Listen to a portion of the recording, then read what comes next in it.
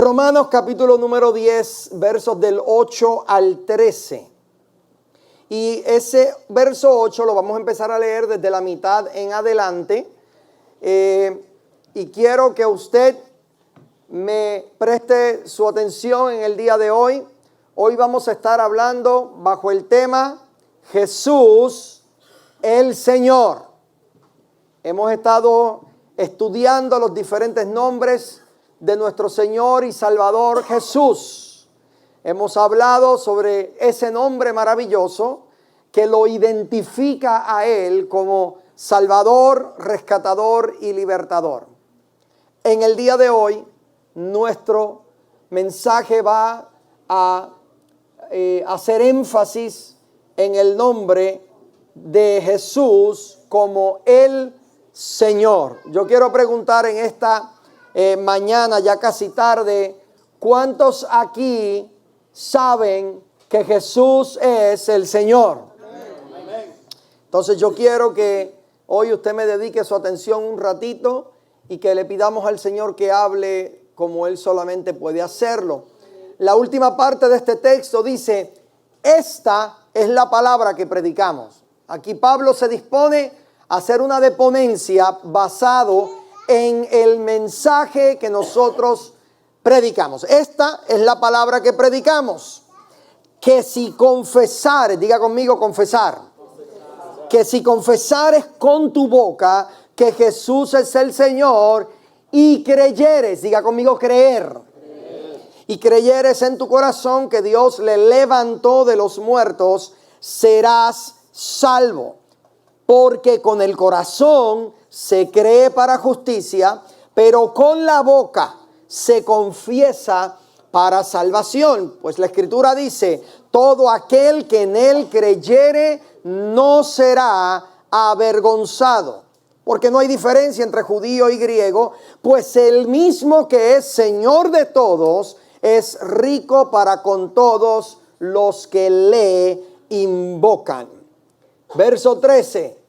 Porque todo aquel que invocare el nombre del Señor será salvo. Porque todo aquel que invocare el nombre del Señor será salvo. Padre, gracias por tu palabra, Señor.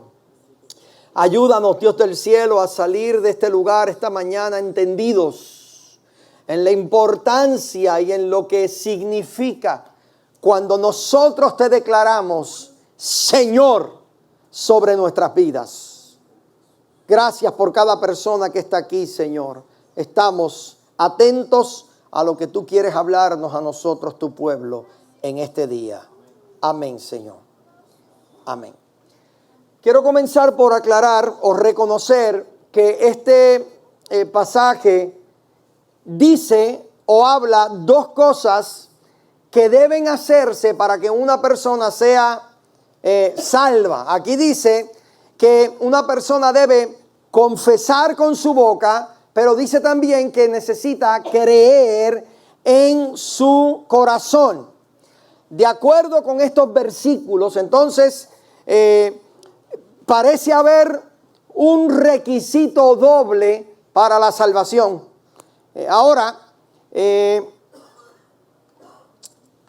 Hay otros lugares en la Escritura que no tienen este doble requisito. La palabra del Señor dice en el Evangelio según San Juan, el texto más famoso de toda la Biblia. Juan 3:16 dice, porque de tal manera amó Dios al mundo que ha dado a su Hijo unigénito, aquí está, para que todo aquel que en Él cree no se pierda, mas tenga vida eterna. Yo pregunto, ¿qué es necesario para la vida eterna? Creer. ¿Creer qué? En Jesús. Entonces Él envió a su Hijo unigénito para que todo aquel que en Él, en Jesús, en Él cree, no se pierda, mas tenga vida eterna. Hay otra cita bíblica en la carta a los Hechos, capítulo 16, carta a los Hechos, el libro de los Hechos, capítulo número 16, verso 31. Allí dice, cree, ahí está nuestra palabra otra vez, cree en el Señor Jesucristo y serás salvo tú y tu casa. Nuevamente, para ser salvo, ¿qué dice que hay que hacer? Creer. Estos son solamente dos ejemplos, ¿verdad? Una y otra vez en las Escrituras se nos dice, se nos enseña que para ser salvo, una persona tiene que depositar su fe solo en Cristo para el perdón de sus pecados y para poder recibir el don de la vida eterna. Ahora, en este pasaje que leímos en Romanos, hay dos cosas enumeradas y ellas son creer y luego dice confesar. Creer y confesar. Esto nos lleva a una pregunta que yo creo que es muy importante. ¿Cuál es la correcta?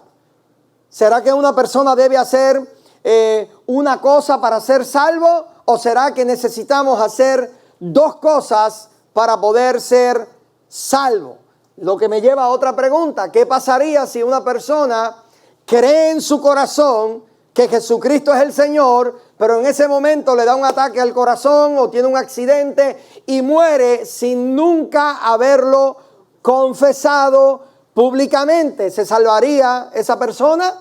La respuesta a esa pregunta es simple cuando miramos el idioma del pasaje en la carta a los Romanos. La confusión de todo esto se encuentra en la palabra más reconocida y menos conocida en la Biblia, la palabra salvación. Entonces, cuando hablamos de la palabra salvación, necesitamos entender que la Biblia enseña del concepto de la salvación en diferentes términos. La palabra salvación no siempre significa lo mismo. Por ejemplo, el Señor Jesucristo te salva en un concepto de salvación, por ejemplo, que tiene que ver con el pasado, y esa salvación en el pasado tiene que ver con ser salvos de la condenación del pecado. Ahora también te salva en el futuro. ¿Por qué? Te salva de la presencia misma del pecado, porque un día nosotros moraremos con Cristo libres de la presencia activa del pecado. ¿Cuántos anhelan ese día? Amén. Ahora, no solamente nos salvó en el pecado de la condenación del pecado, no solo nos salvó en un futuro de la existencia o la presencia del pecado, sino también que nos salva en el presente. ¿Y de qué nos salva en el presente? Del poder del pecado. Ahí es donde se pone la cosa un poquito interesante, porque sabemos que ninguna condenación hay si estoy en Cristo, porque en un pasado, cuando Cristo fue a la cruz sin yo haber nacido aún, allí Él estaba pensando en mí, incluyéndome a mí en todo el paquete salvífico. Cuando Él murió por los pecados, mi nombre estaba incluido. ¿Alguien más estaba incluido? No solamente eso, sino porque me salvó en ese momento. Quedé con un futuro glorioso, maravilloso, un futuro esperanzador, porque llegará el día en que ya no seremos víctimas de nuestras tentaciones, de nuestras debilidades. Se habrán de acabar los temores, los pesares, los problemas con la suegra. Todo terminará, porque en un futuro habitaremos en gloria. No hubieron amenes, hubieron risas. Yo no entiendo cuál es la relación que dos o tres aquí tienen. Entonces, aunque los tres tiempos varían, pasado, presente y futuro, en cómo se aplican, ¿verdad?, a la vida de una persona, cuando interpretamos este concepto de lo que Pablo le está hablando a los romanos, del original en la Septuaginta, que es el original griego, y lo convertimos o lo traducimos al español, la palabra siempre se traduce de la misma forma: salvo, salvación, ser salvados o ser salvos por Él. Entonces muchas personas no se dan cuenta de que la misma palabra puede tener distintos significados. Por ejemplo, otro significado de salvación es simplemente ser librado del enemigo. Entonces, cuando tú pasas un susto, que sabías que un automóvil te iba a impactar y de alguna forma no te impactó, tú dices, me salvé. O de la que me salvé. Estás diciendo que fuiste salvo de un peligro inminente. Amén. Entonces, en ese sentido, también podemos experimentar la salvación de Dios, porque en momentos en nuestra vida Dios nos ha salvado quizás de alguna enfermedad. Dios nos ha salvado. Alguien aquí ha tenido un problema terrible con un familiar, con una persona en el trabajo, ¿verdad? En su matrimonio, la gente puede decir, Dios salvó mi matrimonio. Siendo salvos para toda la eternidad, Dios salvó nuestro matrimonio. ¿Por qué? Porque eso implica que los problemas presentes ya no amenazan con una separación inminente. Para poder entonces entender con precisión algún pasaje de la Escritura, es necesario tener este tipo de definición. Entonces, cuando hablamos de Romanos capítulo 10, versos del 8 al 13, primero tenemos que determinar en qué tiempo la palabra salvación se está usando. Primero pregunto yo, ¿estaría Pablo escribiendo acerca de ser salvos del pecado como condenación? ¿Estaría quizás Pablo hablando sobre la salvación en el cielo, en donde el pecado quizás ya no sería parte de la ecuación? ¿O quizás se refería Pablo a la salvación en el presente, cuando la carne o el diablo intentan afectar y empeorar nuestra vida? Es en la comprensión de qué versión de salvo estamos hablando que podemos entonces darle sentido a este pasaje. De hecho, Pablo nos ayuda en el versículo número 10. Mire lo que él dice, Romanos capítulo número, el mismo versículo del principio, por favor, la misma cita. En el verso 10, mira lo que dice, con el corazón una persona cree, lo que luego resulta ¿en qué? En justicia. Porque con el corazón se cree para justicia, pero con la boca se confiesa para salvación. Eso es necesario, déjalo ahí ese texto por favor. Es necesario que aclaremos lo que ese versículo está diciendo. Porque dice que una persona se hace justa, dice justicia, ¿no? Entonces una persona se hace justa simplemente con creer. Entonces creer tiene que ver directamente con ser justificados. Justificados pues por la fe que es creer, santo. Entonces, cuando Pablo habla de ser salvo en este pasaje, no está hablando de ir al cielo, porque dice luego, con la boca se confiesa para salvación, pero al principio ya él resolvió el problema de ir al cielo, porque él dice, tu problema de que no puedes ir al cielo se resuelve con que solamente creas en tu corazón en Jesús. Se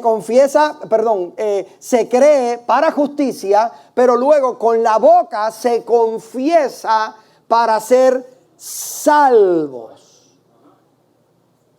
De hecho, usted tiene que entender que la audiencia de Pablo en este momento eran hijos de Dios. Él no le está predicando impío.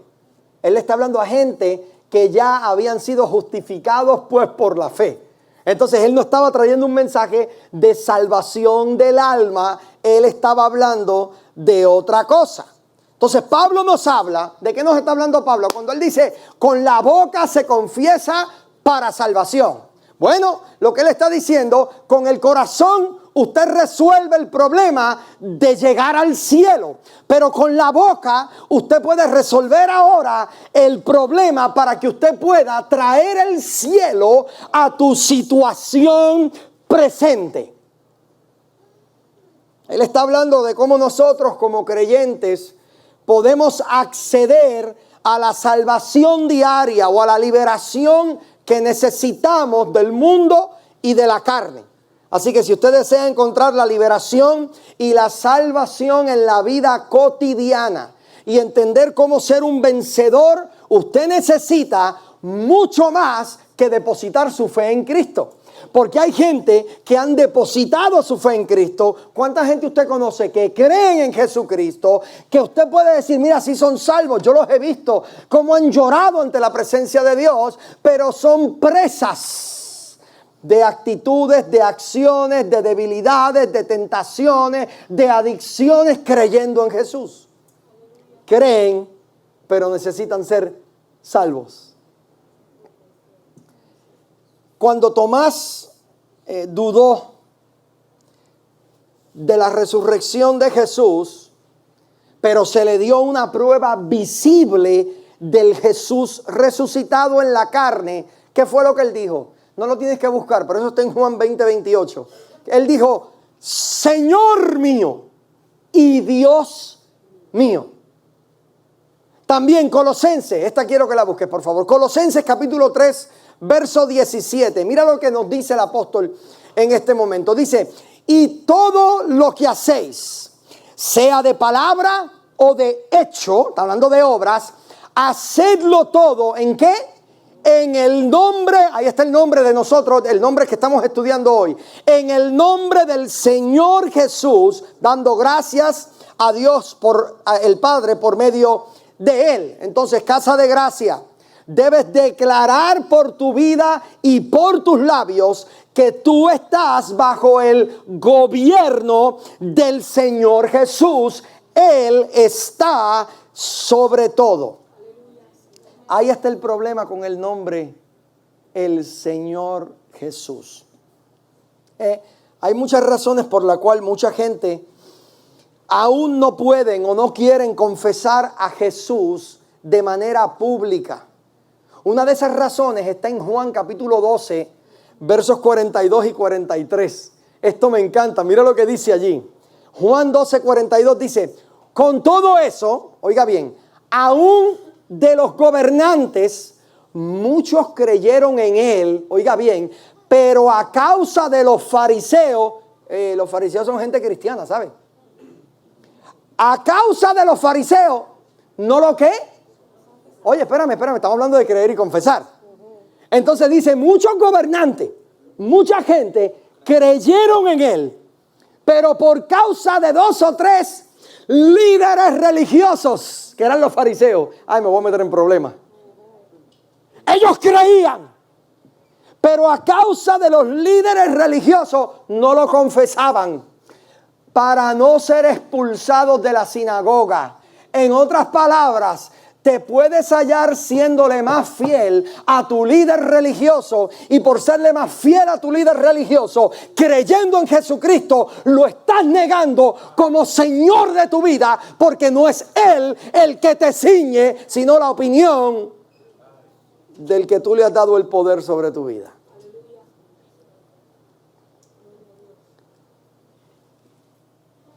¿No me lo cree? Mire el 43 que dice, porque amaban más la gloria de los hombres que la gloria de Dios. Me disculpa si eso te ofende. Me debería salir de ahí cuando la Escritura habla por sí sola, ¿verdad? ¿Tú nunca has conocido gente así?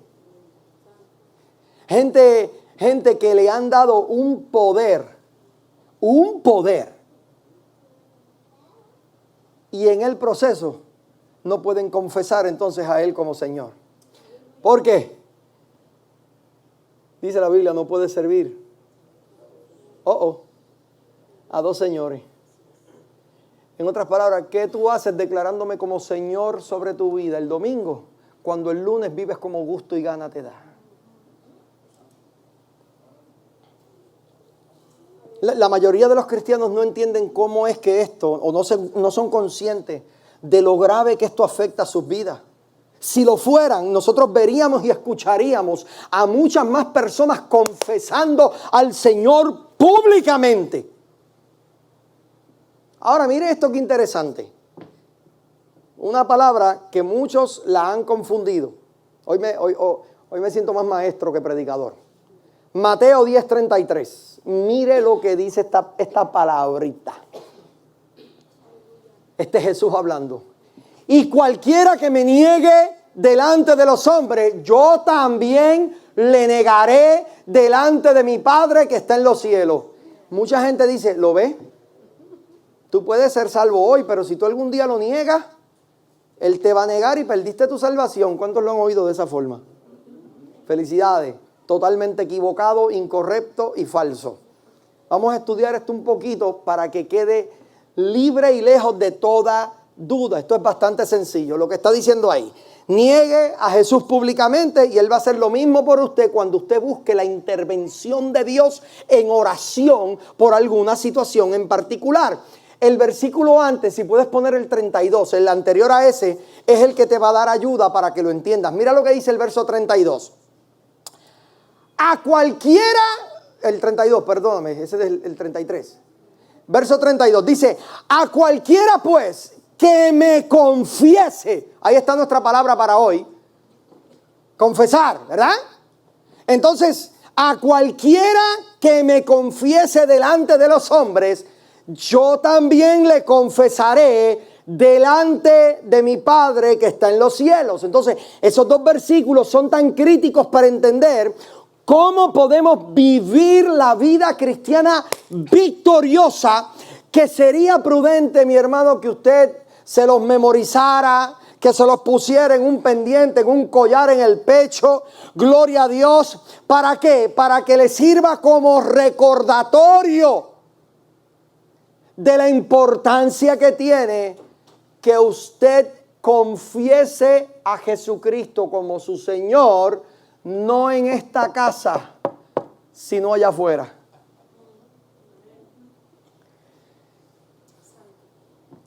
Apocalipsis, qué poquito el pastor usa el libro de Apocalipsis. Hoy también lo vamos a usar. Apocalipsis capítulo 12, verso 11. Mira lo que dice. Y ellos le han vencido por medio de la sangre del Cordero y de ¿qué? Y de la palabra del testimonio de ellos. A tal punto que, miren, menospreciaron sus vidas hasta la muerte. La palabra de su testimonio les dio acceso al poder que la sangre del Cordero había asegurado para ellos. Óigame bien, por favor. Una de las razones por las que hoy tenemos tan poca liberación entre el cuerpo de creyentes es porque tenemos muy poca confesión pública de Jesús como el Señor.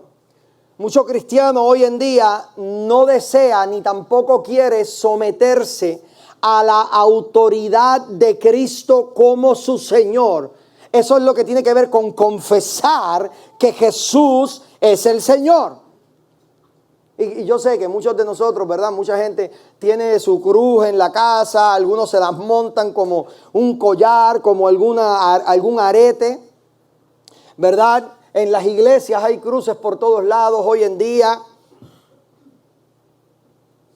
Pero Jesús como mi Señor es mucho más que un símbolo. Confesar que Jesucristo es el Señor significa que Él gobierna, Él elige. Su punto de vista es mejor que mi punto de vista. Lo que dice y lo que hace debe convertirse en lo que nosotros decimos y lo que nosotros hacemos por completo. No hay un área de tu vida en la que Él no pueda y no hable, no desee hablar. Él debe tener la palabra final en tu finanza, tu matrimonio, tu trabajo, todo lo que tiene que ver contigo. La última palabra se supone que la dé el Señor Jesucristo, si es que le has confesado. Por eso es que aquí hemos dicho tantas veces, la autoridad final sobre tu vida no es el médico. El médico te puede dar la mala noticia basado en el análisis presente, pero el Dios que le servimos es el Señor sobre todas las cosas, y Él puede asignar a mi vida la sanidad que tanto necesito. Así que el doctor puede dar la palabra, pero yo tengo a uno que tiene la última palabra. Y esa palabra tiene más poder, es de gobierno sobre mi vida por encima de toda otra palabra.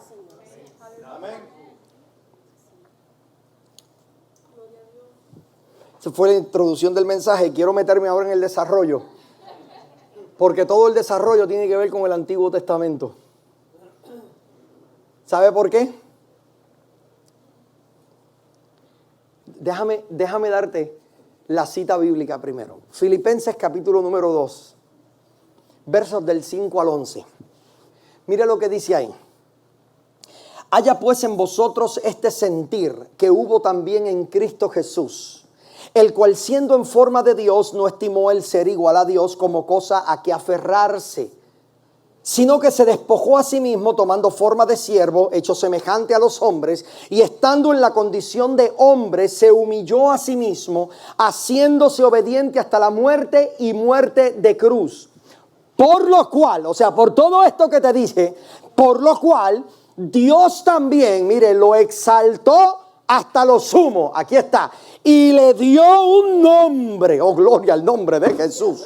Le dio un nombre que es sobre todo nombre, para que en el nombre de Jesús se doble toda rodilla de los que están en los cielos, en la tierra y debajo de la tierra. Oye esto, y toda lengua confiese, aquí está, que Jesucristo es el Señor, para gloria de Dios Padre. Que toda lengua confiese que Jesucristo es ¿qué? Esa palabra, el Señor, es el nombre de Jesús más mal interpretado. Oiga bien, la palabra Señor, ahora vamos al Antiguo Testamento. En el Antiguo Testamento, la palabra Señor es la palabra Adonai. Ve, aquí este es uno de los instantes en donde el Padre comparte su título con el Hijo. ¿Por qué te digo eso y por qué es tan importante? Porque al igual que Elohim, no sé si se acuerdan cuando estudiamos a Elohim, que es una palabra plural, es un nombre que está escrito en plural. También Adonai es una palabra plural. Cuando usted usa la palabra Adonai, está hablando de un solo Dios que existe en tres formas: Padre, Hijo y Espíritu Santo. La palabra Adonai, usted la va a ver alrededor de 300 veces en la palabra. Y su significado, el significado de Adonai en el original hebreo, es el dueño.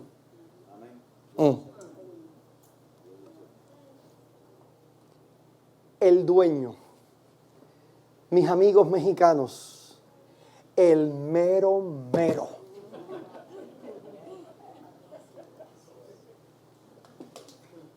El trasfondo de la palabra Adonai habla de un amo que tenía un esclavo o esclavos. Y no solo él era el amo, sino que como él era el amo, él era responsable por sus servidores.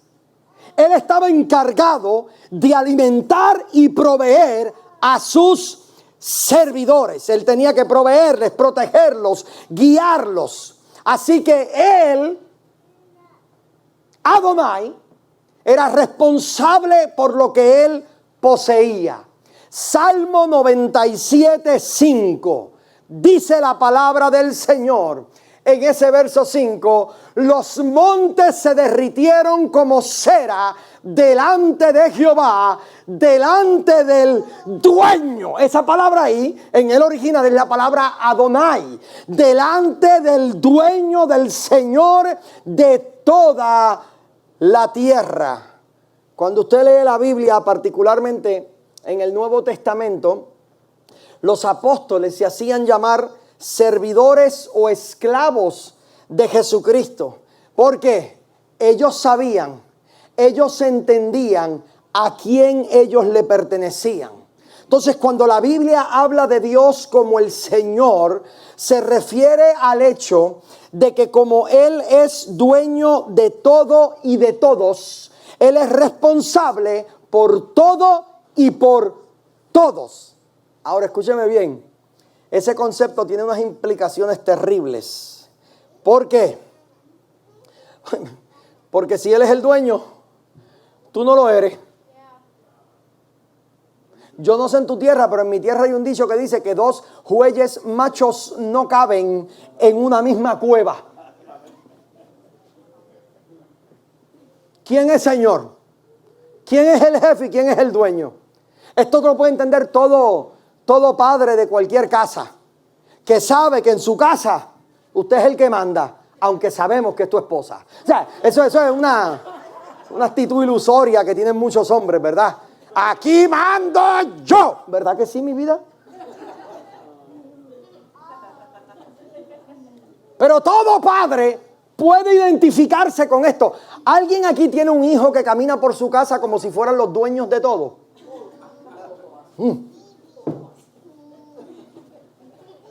Ellos prenden las luces cuando ellos les da la gana, salen del cuarto, no apagan la bendita luz. Están viendo un programa de televisión, terminan de ver el programa y en vez de darle al botón que dice off, ellos se van a hacer todo lo demás y dejan ahí el televisor como si a mí me interesara ver a Blues Clues.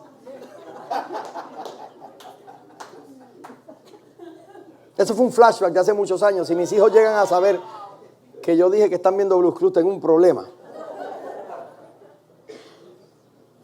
No pagan renta, pero se creen dueños del lugar. Son dueños de la comida que no han comprado porque se la comen sin permiso. Tú porque eres un buen padre, le compras su cereal favorito del tigre para que verás. Mira que mucho te quiero. Esta caja bien racionada te va a durar 3 semanas. 3 días después,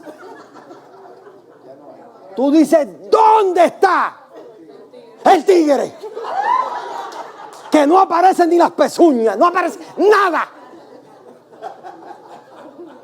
Y te dicen, ay, es que me dio hambre. ¿Cuándo? Anoche me levanté y no te quise despertar porque te amo.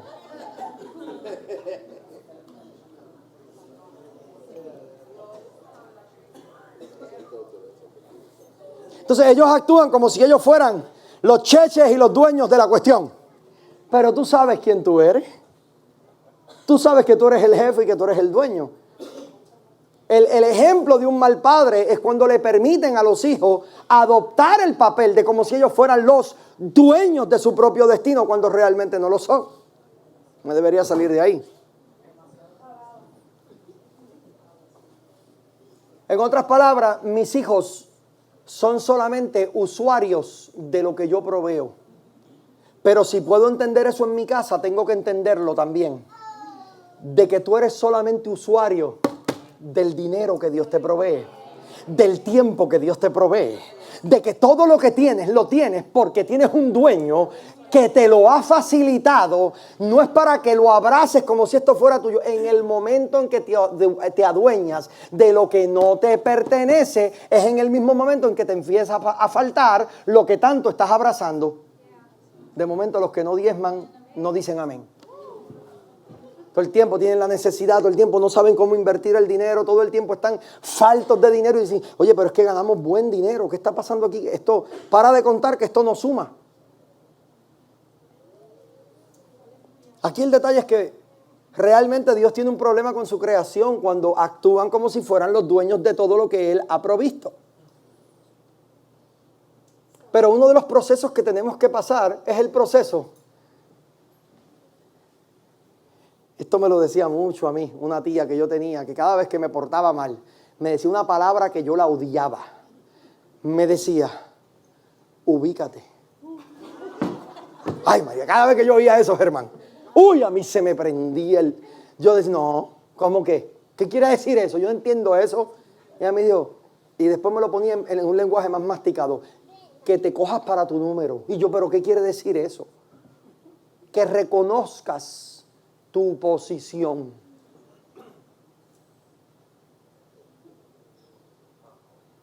Que reconozcas tu posición. ¿Ve? Por este problema de estar asumiendo posiciones, fue que a Daniel le recetaron un focito de leones. Sí, resetadito. Por este problema de estar asumiendo posiciones, fue que le pasó a Israel lo que le pasó.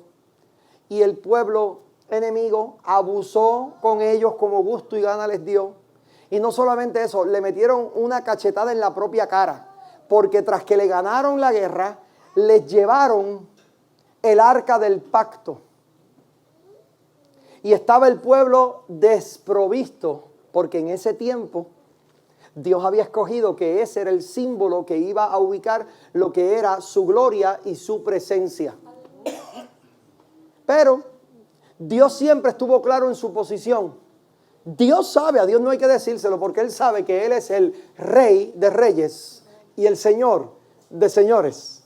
El pueblo fue el que le pidió al rey, a Dios, a los sacerdotes, les pidieron que les pusieran rey. El pueblo les dijo, oye, todo el mundo tiene rey, ¿por qué nosotros no tenemos rey? Y yo me imagino a Dios diciendo, ¿qué pasó? ¿No me ven? ¿tú quieres rey? ¿Y qué hace el Señor? Ellos quieren rey, ponles uno. Les asignó a Saúl. ¿Cómo le fue con Saúl? Entonces, viene Jehová y se escoge un rey de acuerdo a su corazón. Pero ¿por qué fue que David fue de acuerdo a su corazón? Porque ya siendo el rey, pierde una guerra, se habían llevado el arca a donde estaba el pueblo enemigo, y David dijo, el arca del pacto tiene que regresar a casa. Vamos a buscarla. ¿Y qué hizo David? Fue. ¿Y cómo fue vestido?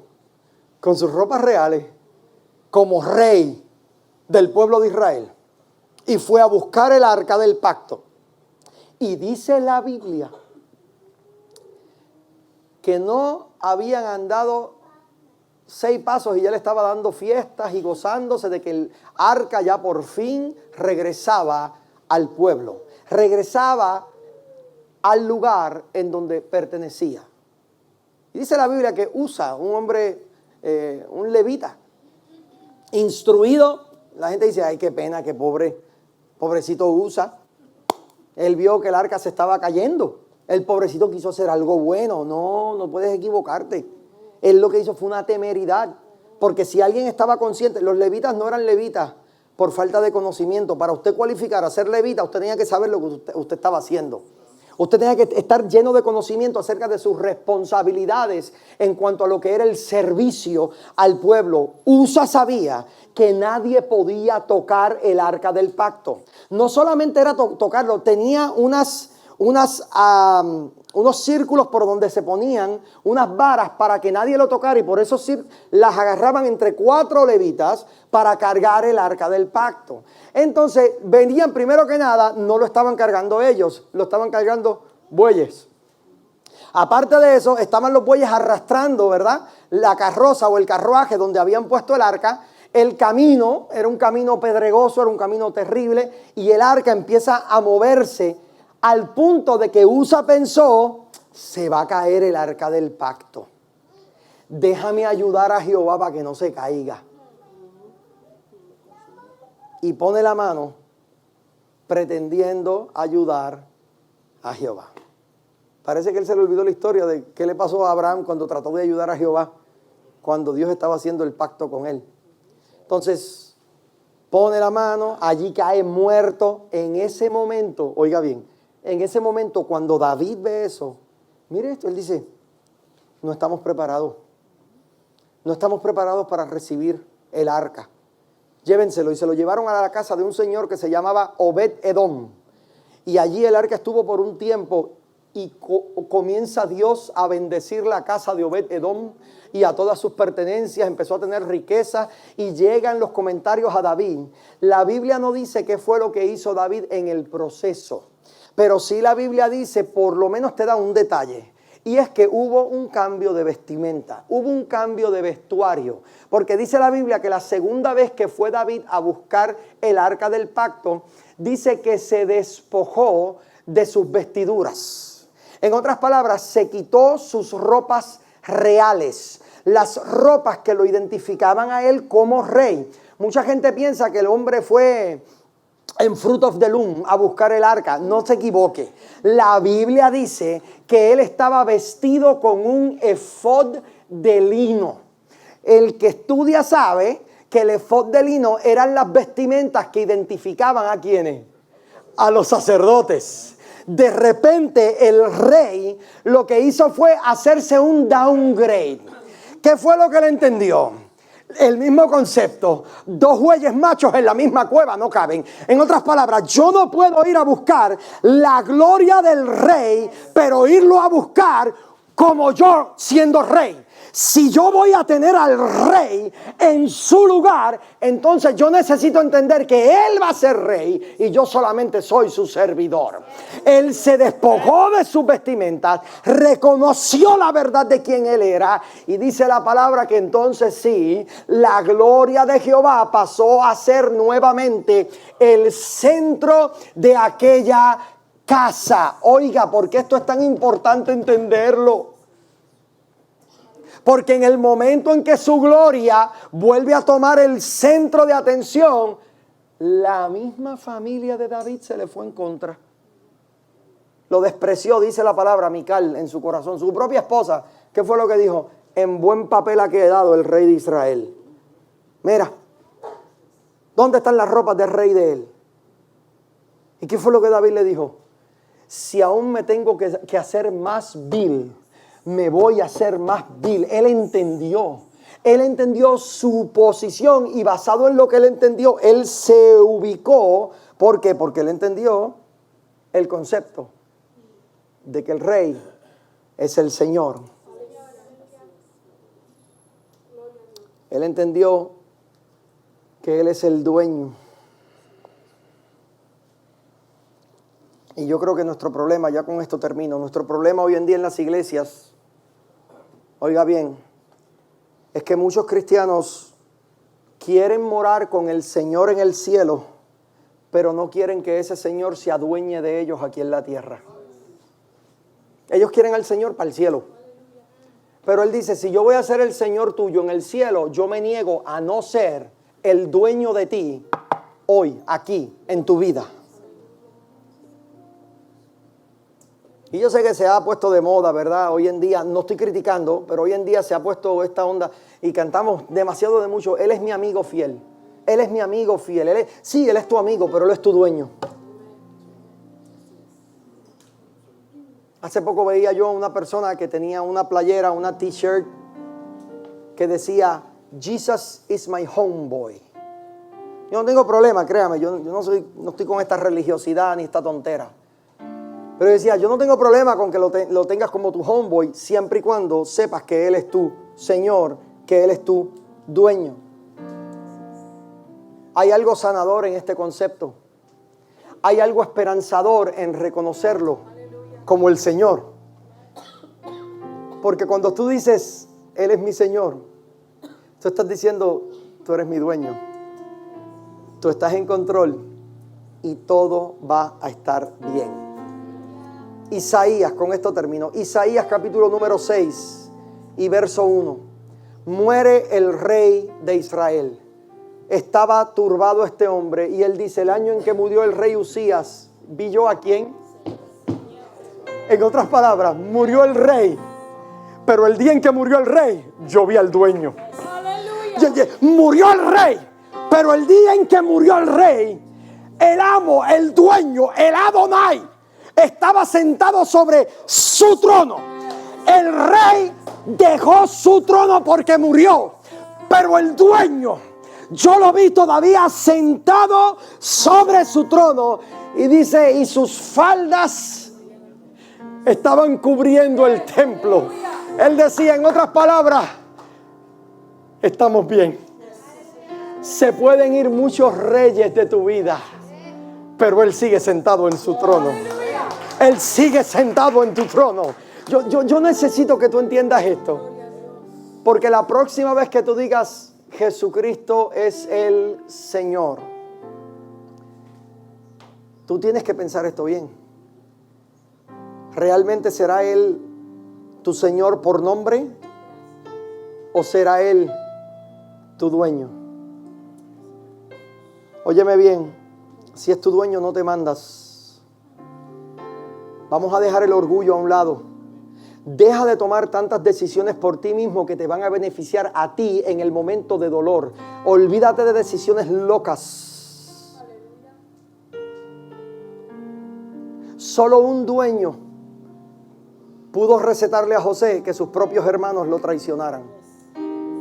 Solo un dueño pudo recetarle a esta misma persona que sus propios hermanos lo metieran en una cisterna. Si José hubiese sido el dueño de su existencia y él, el propio jefe, él no hubiera permitido eso y les hubiera confrontado y los hubiera... Olvídate, allí se formaba una guerra familiar. Pero él entendió lo que usted y yo necesitamos entender a veces. Que a veces el dueño te lanza por caminos confusos. ¿Alguien de aquí no se ha ido de gira artística en algún momento, como dice mi amigo Javier Torres? No se ha ido de gira artística tomando decisiones de locura. Y de momento has regresado al lugar de entender que eres posesionado por uno que es más fuerte que tú.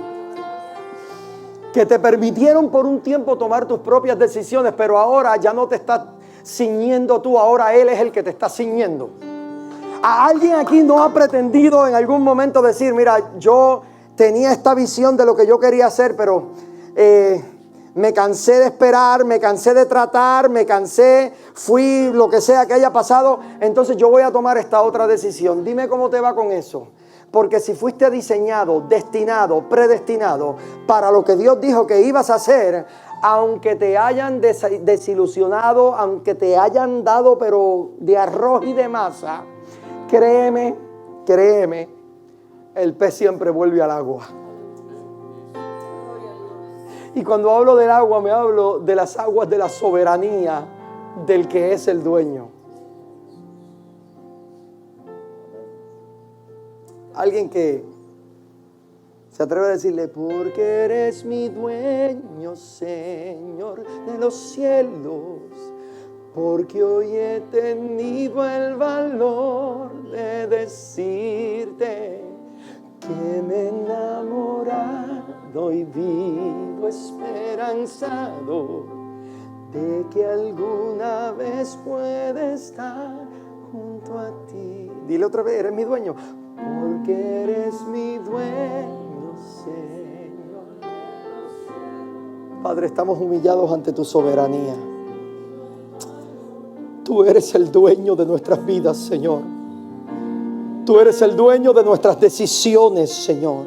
Tú eres el dueño, Dios, de nuestro destino. Nuestro mañana, Señor, está seguro en ti, mi Dios. Ponte de pie conmigo, por favor.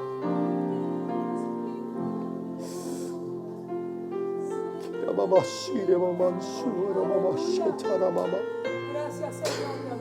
Oh, yo te adoro y te exalto, Maestro. Gracias, Señor. Haz con nosotros lo que tú quieras, Señor. Haz con nosotros lo que tú quieres, mi Dios. Yo no quiero extender esto mucho más. Solamente alguna persona que se atreva a decirle, hoy, haz conmigo lo que tú quieras. Ahí donde estás, levanta tu mano. Que le diga, Señor, haz conmigo lo que tú quieras. Cancelo mi agenda personal. Cancelo mi punto de vista y mi manera de ver las cosas. Hoy te declaro como dueño y Señor de mi vida. Hoy yo siento su gloria en esta tarde. Padre, ahí donde están, Señor, dales tu paz. Que se atrevan a creerte a ti, Señor.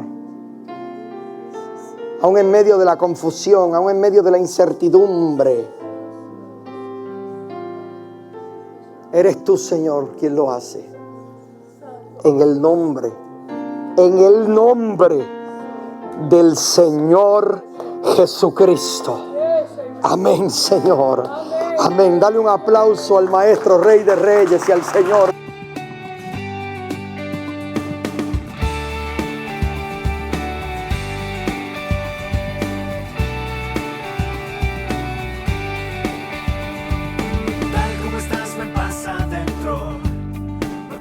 arrepentirás. Es un lugar de amor y paz.